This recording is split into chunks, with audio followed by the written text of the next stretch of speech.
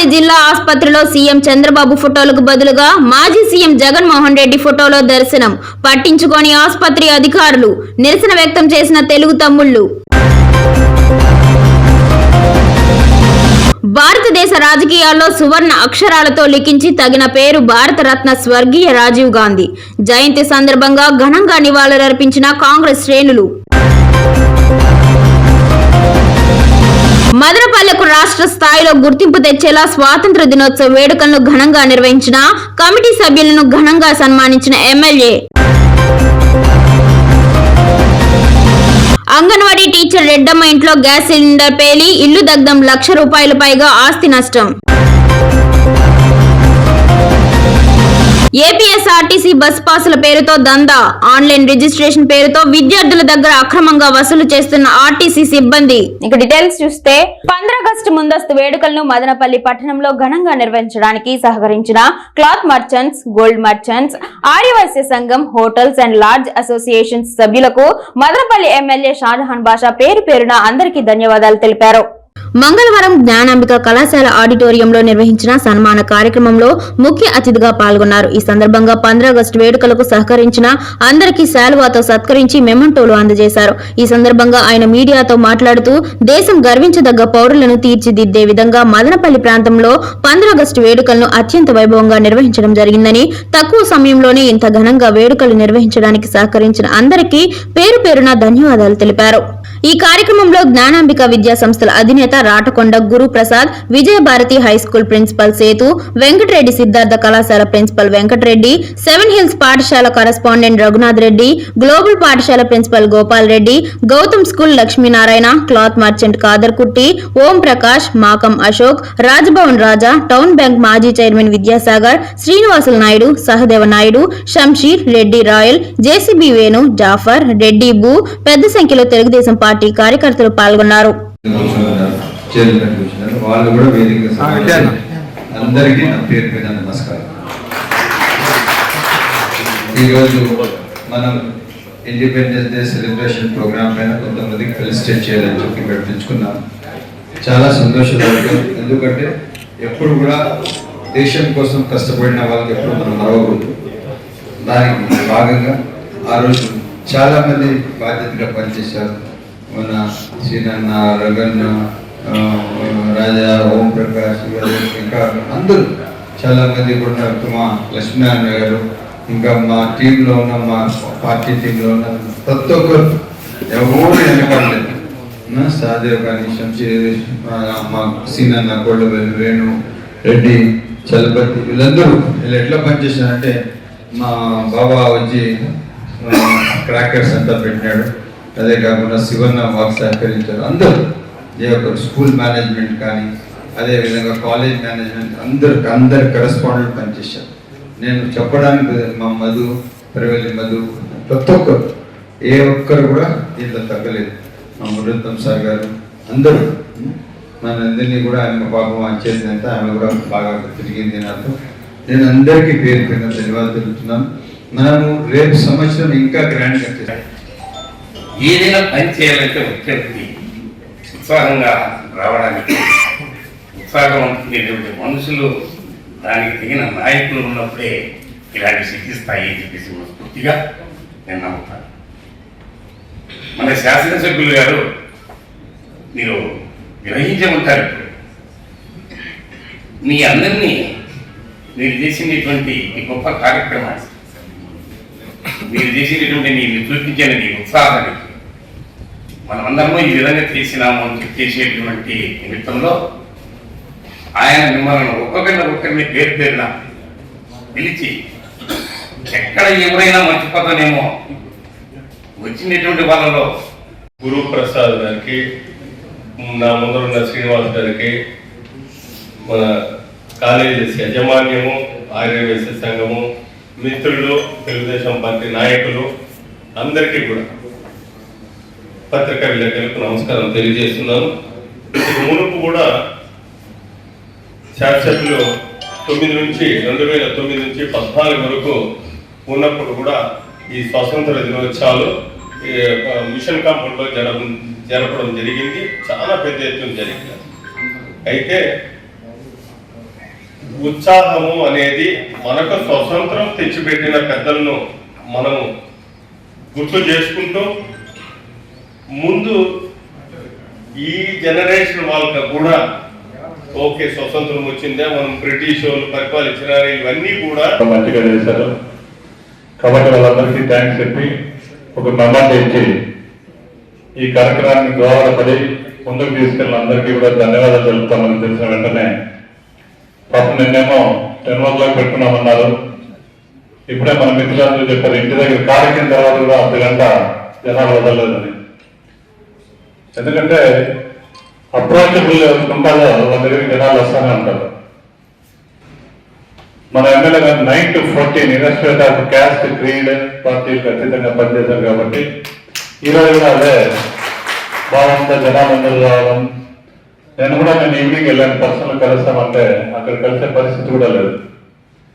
కాబట్టి ప్రజలకు అందుబాటులో ఉండి ప్రజా సమస్యలు పరిశీలిస్తున్న ఎమ్మెల్యే గారు మరొకసారి ధన్యవాదాలు తెలుపుకుంటూ సార్ ఇవి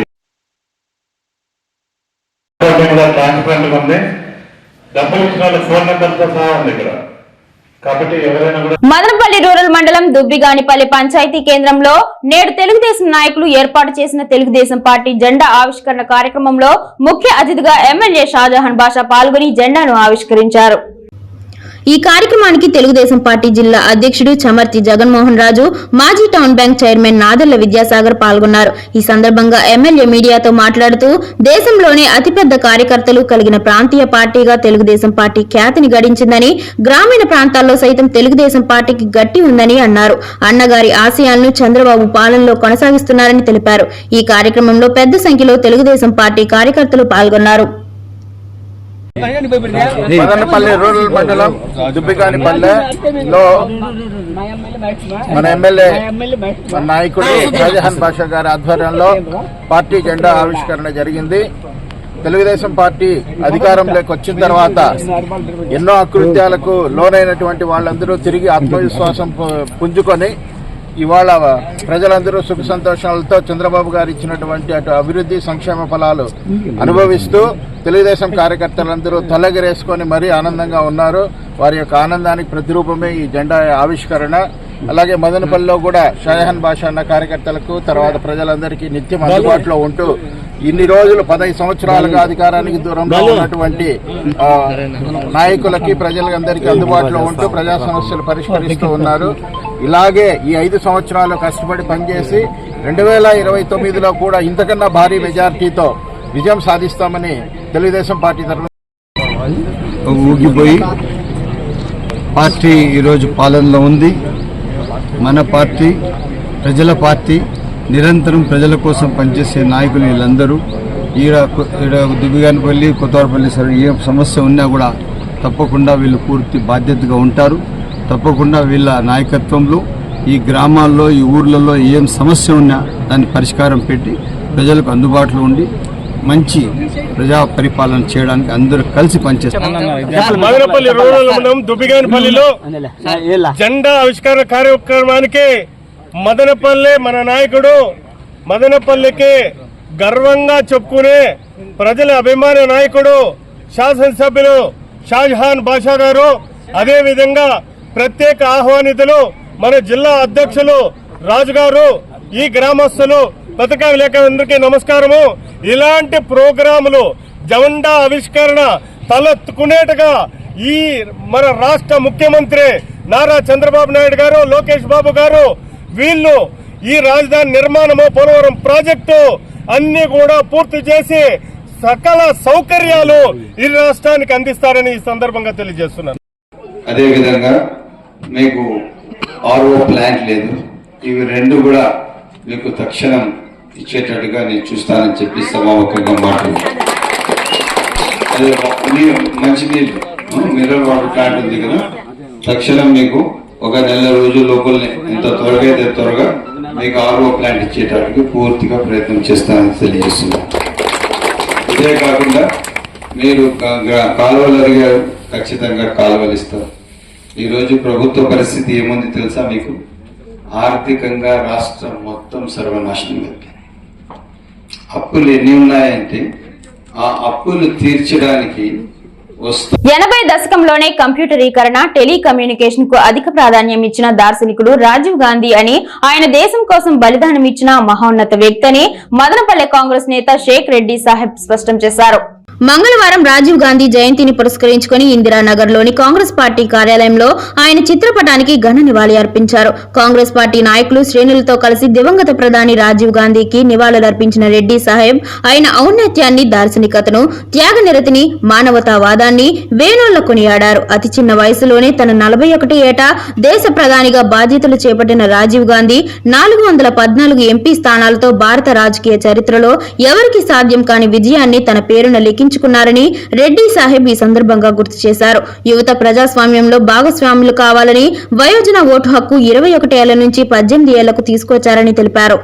అలాగే మహిళా అభ్యుదయం కోసం 33% రిజర్వేషన్లను చిత్తశుద్దితో అమలు చేసిన ఘనత రాజీవ్ గాంధీదేదని కీర్తించారు. అప్పటి ప్రతిపక్ష నేత అటల్ బిహారీ వాజ్పేయి ఆరోగ్యం కోసం ప్రత్యేకంగా అమెరికాకు పంపి వైద్యం చేయించిన మానవతావాది రాజీవ్ అని ప్రశంసలు గుప్పించారు. నేటి పాలక బీజేపీ ప్రభుత్వం ప్రభుత్వ వ్యవస్థలను ఉపయోగించి ప్రజాస్వామ్య ప్రభుత్వాలను ప్రతిపక్షాన ఎలా వేధిస్తుందో అందరికీ ఎరుకేనని ఎద్దేవా చేశారు. మొన్నటి స్వాతంత్ర దినోత్సవ వేడుకల్లో చివరి వరుసలో సీటు కేటాయించిన బీజేపీ నేతలు ఒకసారి వాజ్పేయి పట్ల రాజీవ్ గాంధీ చూపిన హుందా రాజకీయాలను గుర్తుకు తెచ్చుకోవాలని దెప్పిపొడిచారు. భారతదేశం రాజకీయాల్ని, గాంధీ కుటుంబాన్ని వేరు చేయడం ఎవరితరం కాదని, రాబో రోజుల్లో దేశ ప్రధానిగా రాహుల్ గాంధీ బాధ్యతలు చేపట్టడం ఖాయమని రెడ్డి సాహెబ్ జోస్యం పలికారు. ఈ కార్యక్రమంలో రాష్ట్ర మహిళా వైస్ ప్రెసిడెంట్ మీనా కుమారి, మైనారిటీ సమీర్, ఈశ్వరమ్మ, మహబూబ్ ఫీర్, శరత్ కుమార్ రెడ్డి, నాగరాజు, సోను, అన్వర్ తదితరులు పాల్గొన్నారు. మహిళల పట్ల తన అంకిత భావాన్ని, మహిళల అభివృద్ధిలో తను చొరవ చూపించారు. అలాగే పరిశ్రమలు, సమాచార విషయాలను రాజీవ్ గాంధీ గారి హయాంలోనే భారతదేశంలో ముందుకొచ్చాయి. కమ్యూనికేషన్ కానీ, టీవీలు కానీ, కంప్యూటరైజ్ కానీ ప్రతి ఒక్కటి సమాచార విషయం మొత్తం రాజీవ్ గాంధీ గారి హయాంలోనే భారతదేశంలో అభివృద్ధి చెందింది. అంతవరకు టెలిఫోన్లు కూడా చాలా మందికి లేవు, ల్యాండ్లైన్లు కానీ అట్లాంటివన్నీ. అంతకంటే ఎక్కువగా భారతదేశంలో యువత పట్ల ఆ కమ్యూనికేషన్ అనే దాంట్లో సమాచార హక్కు, సమాచార సాధనాలు, కంప్యూటర్లు, వాటిని మిక్కిలి భారతదేశంలో అవసరం. ప్రపంచ దేశాలంతా అభివృద్ధి చెందాయి, భారతదేశం ఇంకా వెనుకంజలో ఉందని దాన్ని తీసుకొచ్చి భారతదేశ అభివృద్ధిలో పాల్పంచుకున్నారు. అలాంటి ఘన చరిత్ర కలిగిన రాజీవ్ గాంధీ గారు ఈ మధ్య మన మధ్యలో లేరు కాబట్టి భారతదేశం అంతా శోకసంద్రంలో ఉంది. ఇంకో విషయం చెప్పదలుచుకున్నా, అది అందరికీ తెలిసిన విషయం కాదనుకుంటా. బహుశా రాజీవ్ గాంధీ గారు ప్రధానమంత్రిగా ఉన్నప్పుడు వాజ్పేయి గారు బీజేపీ ప్రతిపక్ష నేత అనారోగ్యంతో, గుండెకి సంబంధించిన అనారోగ్యంతో బాధపడుతూ ఉంటే వాజ్పేయి గారికి కూడా విషయం చెప్పకుండా అమెరికాలో మంచి అత్యున్నత వైద్యశాలలో అపాయింట్మెంట్ తీసుకొని ఫ్లైట్ టికెట్ బుక్ చేయించి మీరు అక్కడికి రండి, పని ఉండాలని చెప్పి తనక్కడ చెప్పకుండా అమెరికాకి పిలిపించి అక్కడ వైద్యం చేయించి తన వ్యక్తిత్వాన్ని, మానవత్వాన్ని చాటుకొని వాజ్పేయి గారికి వైద్యం అందించారు రాజీవ్ గాంధీ గారు. అక్కడికి పోయే వరకు కూడా వాజ్పేయి గారికి కూడా తెలియదు, అంతటి సౌహృదులు రాజీవ్ గాంధీ గారు. అలాంటి ప్రతిపక్ష నేత అయినా అది పార్టీల వరకే, రాజకీయాల వరకే, అది జీవితాలంతా ప్రతిపక్షం కాదు అని నిర్ణయం తీసుకునేటటువంటి ఉన్నతమైన భావాలు కలిగిన గాంధీ కుటుంబంలో పుట్టిన వ్యక్తిగా రాజీవ్ గాంధీ గారు ఎనలేని వ్యక్తి. అలా ఆయన గురించి చెప్పాలంటే ఆయన చాలా సౌమ్యుడు, ప్రేమ కలిగిన వాడు. తర్వాత ఆయనకి రాజకీయం అంటేనే ఫస్ట్ నుంచి ఇష్టం లేదు.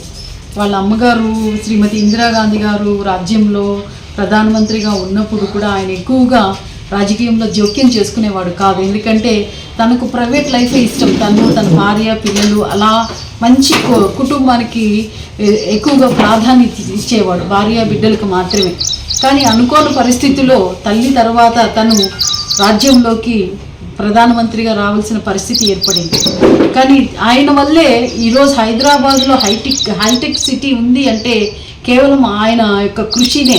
కానీ ఇది చాలా మందికి తెలియదు. మాట అయితే చంద్రబాబు నాయుడు గారు నేను తెచ్చినా అంటారు, కానీ దాని వెనకాల అది నిజం కాదు. రాజీవ్ గాంధీ గారు ప్రధానమంత్రిగా ఉన్నప్పుడు జరిగినటువంటి ప్రయత్నమే ఈరోజు హైదరాబాద్లో హైటెక్ సిటీ ఉంది. తర్వాత చెప్పాలంటే ఆయన మరణం అనేది ఒక భయంకరమైనటువంటి సంఘటన. అది శ్రీ పెరంబదూరులో ఈ మానవ బాంబు అయినటువంటి శ్రీ ధనుష్ అనేటువంటి అమ్మాయి ఆయన నిర్దాక్షిణ్యంగా ఆయన మీటింగ్కి వెళ్తున్నప్పుడు చంపేసింది. అది చాలా ఘోరం.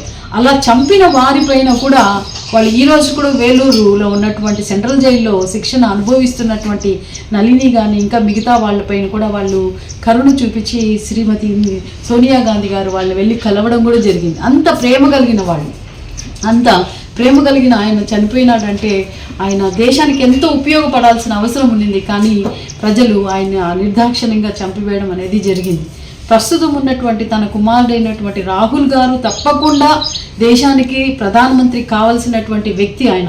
ఎందుకు అన్నట్లయితే కాంగ్రెస్ ప్రభుత్వము మన భారతదేశ ఎస్ఆర్పురం మండలం ఏఎంపురం పంచాయతీ రాఘవరాజపురం గ్రామానికి చెందిన అంగన్వాడీ టీచర్ రెడ్డమ్మ ఇంట్లో గ్యాస్ పై పాలు కాగపెడుతుండగా గ్యాస్ ఉన్నట్టుండి సిలిండర్ పేలి పెద్ద శబ్దంతో మంటలు చెలరేగాయి. స్థానికులు మంటలు అదుపు చేయడం ప్రయత్నించారు.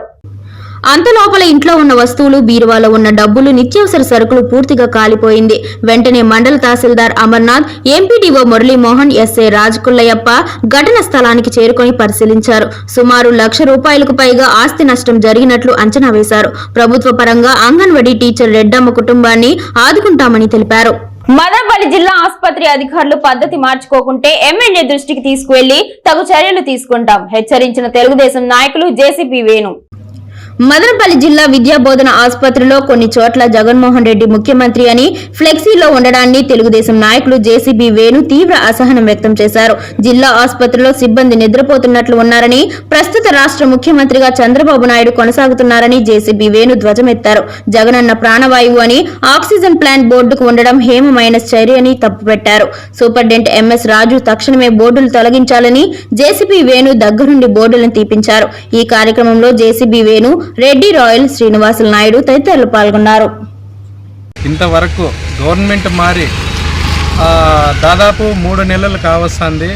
ఇంతవరకు కూడా ఆ మత్తు పదార్థాల వివేచన కేంద్రంలోనే మునిగి తేలినట్టు ఉన్నారు మన ప్రభుత్వ అధికారులు, ఇక్కడ పనిచేసే అధికారులందరూ కూడా.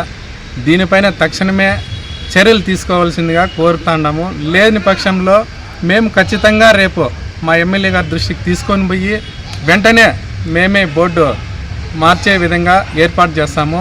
ఆ మత్తులో నుంచి కొంచెము తప్పుకోవాల్సిందిగా, ఇంకా జగన్మోహన్ రెడ్డి మత్తులో నుంచి కొంచెం తప్పుకోవాల్సిందిగా కోరుచున్నాము. గత ప్రభుత్వంలోనే ఇంకా మునిగి తేలినట్టు ఉండారు అధికారులు. కొంచెం దీని గురించి చర్య తీసుకోవాల్సిందిగా కోరుచున్నాం, లేదంటే అధికారులపైన చర్య తీసుకోవాల్సి వస్తుంది. ఇక డీటెయిల్స్ చూస్తే అఖిల భారత విద్యార్థి సమైక్య ఏఐఎస్ఎఫ్ మదనపల్లి నియోజకవర్గ సమితి ఆధ్వర్యంలో ఆర్టీసీ బస్టాండ్ 2వ డిపో బస్ పాస్ కౌంటర్ వద్ద ధర్నా కార్యక్రమం నిర్వహించడం జరిగింది.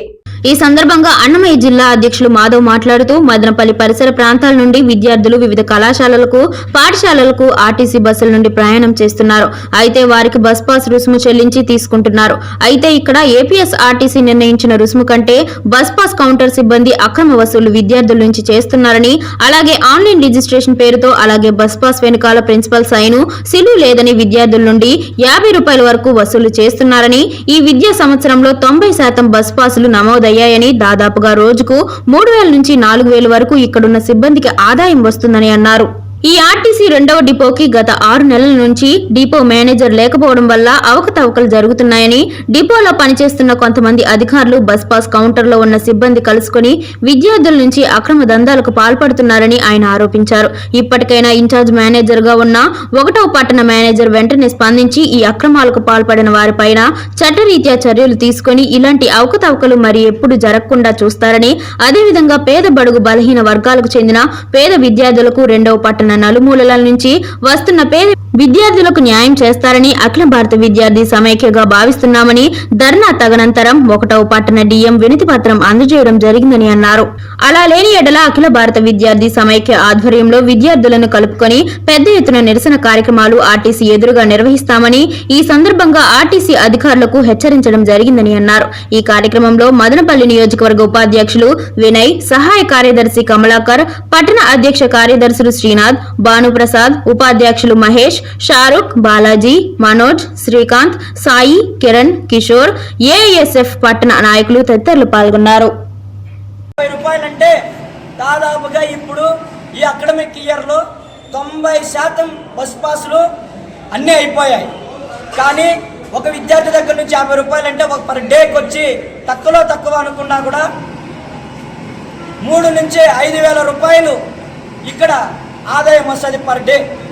అంటే ఒక నెలకు వచ్చి దగ్గర 3 లక్షల నుంచి 4 లక్షల రూపాయల వరకు ఇది స్కామ్. ఆర్టీసీ బస్ స్టాండ్లో అందరూ కుమ్మక్కై, అందరు అధికారులు కుమ్మక్కై ఈ దందాన్ని నడుపుతున్నారు. ఈ ఆర్టీసీ డ్యూటీపోకి డిఎం గారు కూడా గత 6 నెలల నుంచి కూడా లేరు. ఆయన లేకపోవడం వల్ల దాదాపుగా ఇక్కడ ఆర్టీసీ అన్ని అప్పులు లేక కూరకపోయి ఆదాయం లేక విలువలాడుతూ ఉంది.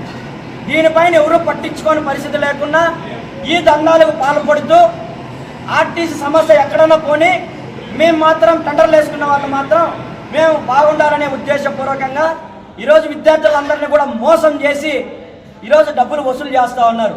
మేము అఖిల భారత విద్యార్థి సమాఖ్య ఏఐఎస్ఎఫ్గా ఒకటే డిమాండ్ చేస్తూ ఉన్నాం.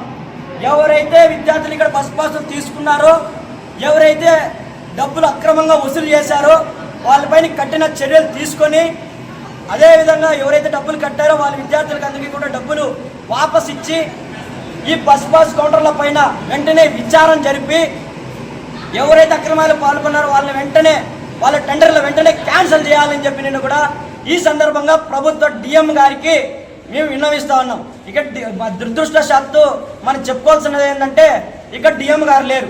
అఖిల భారత విద్యార్థి సమైక్య ఏఐఎస్ఎఫ్ మదనపల్లి డివిజన్ సమితి ఆధ్వర్యంలో ఈరోజు మదనపల్లి ఆర్టీసీ బస్టాండ్ 2వ డిపో దగ్గర ధర్నా కార్యక్రమం చేపట్టడం జరిగింది. ఎందుకు చేపట్టామంటే ఇక్కడ దాదాపుగా ఇక్కడ ఉన్న బస్ పాసుల పైన విద్యార్థుల దగ్గర నుంచి అధిక వసూలు చేస్తున్నారు. అలాగే ఆన్లైన్ పేరుతో దాదాపు 50 రూపాయల పైన ఛార్జ్ చేసి విద్యార్థుల నుంచి మోసం చేస్తున్నారు. దాదాపుగా 50 రూపాయలు అంటే రోజుకి సంబంధించి 3,000 నుంచి 4,000 వరకు ఆదాయం వస్తుంది. బస్ పాసుల పైన అధికంగా ఆదాయం 4,000 వస్తే నెలకు ఎంత వస్తుంది? ఇలాగే ఈ అకాడమిక్ ఇయర్లో దాదాపుగా 90% బస్ పాసులు నెట్ అయిపోయాయి. దీనిపైన 90% అయిపోయాయంటే మదనపల్లి నియోజకవర్గ వ్యాప్తంగా ఇక్కడ బస్ పాసులు అధికంగా వసూలు అవుతున్నాయి. ఎందుకంటే ఇక్కడ చాలా మంది ఇన్స్టిట్యూషన్స్ ఉన్నాయి, చాలా మంది విద్యార్థులు దూరం నుంచి ప్రయాణం చేస్తున్నారు. వాళ్ళ దగ్గర నుంచి ఇలా వసూలు చేయడం చాలా అన్యాయం. ఆ వసూలు చేసిన డబ్బులు దాదాపుగా 10 లక్షల దాకా ఉంటుంది. ఆ డబ్బును వెంటనే తిరిగి ఇచ్చేంత వరకు ఏఐఎస్ఎఫ్గా పోరాడతామని చెప్పి ఈ సందర్భంగా తెలియజేస్తున్నారు.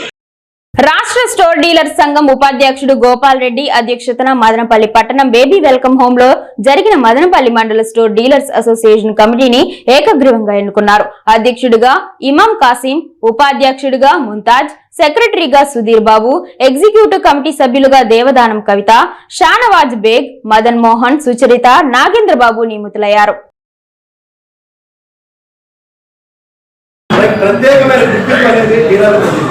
ఆ రామారావు వల్ల 2 రూపాయలు పెట్టడం వల్ల మనమందరూ కూడా ఈ డీలర్ల వ్యవస్థలో డీలర్లు అందరూ కూడా ప్రజల కోసం పనిచేస్తున్నారు. వీళ్ళంటే చాలా మంచి వాళ్ళు. ప్రజలకు మనం ఆ రోజు నుండి కూడా ప్రముఖ ఇంజనీరింగ్ విద్యా సంస్థ అంగళ్ళులోని మిట్స్ ఇంజనీరింగ్ కళాశాలకు 2 జపనీస్ విద్యార్థులు సుజుకి షోటా మరియు ఉసామిలు 2 వారాల పాటు కళాశాల నందు ఇంటర్న్షిప్ పాల్గొన్నట్లు కళాశాల ప్రిన్సిపల్ డాక్టర్ సి యువరాజ్ అన్నారు.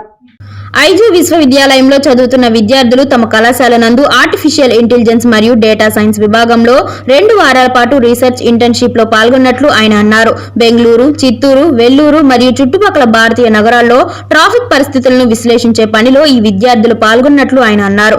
ఈ విద్యార్థులతో పాటు ప్రొఫెసర్ డాక్టర్ ఉదయ్ కిరణ్ రేజ్, ఐజు రీసెర్చ్ సెంటర్ క్లస్టర్ నాయకులు, ఐజు విశ్వవిద్యాలయం జపాన్ ఈ విద్యార్థులతో కలిసి ఉన్నారు అని ఆయన అన్నారు. తమ కళాశాల నుంచి ఇదివరకే 2 విద్యార్థులు ఐజు విశ్వవిద్యాలయంలో ప్రొఫెసర్ డాక్టర్ ఉదయ్ కిరణ్ రేజ్ తో కలిసి పరిశోధన ఇంటర్న్షిప్ లో పాల్గొన్నట్లు ఆయన అన్నారు.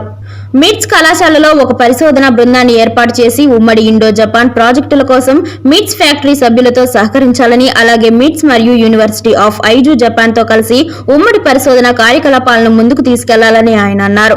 2 వారాల పాటు తమ కళాశాలలో ఇంటర్న్షిప్ లో పాల్గొని కొత్త విషయాలు నేర్చుకుని సుజుకి షోటా మరియు ఉసామిలను correspondent doctor N Vijayabhaskar Chowdary, executive director Keerthi Nadella, principal doctor C Yuvaraj, dean international relations doctor Srimanta Basu, senior manager U విజయలక్ష్మిలు అభినందనలు తెలియజేశారు.